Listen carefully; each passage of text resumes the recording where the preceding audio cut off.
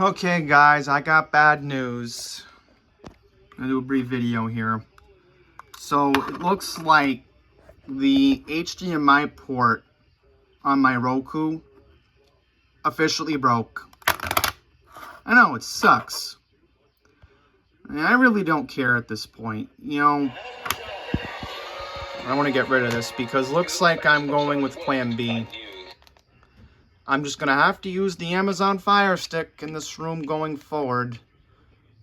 At least I have TV.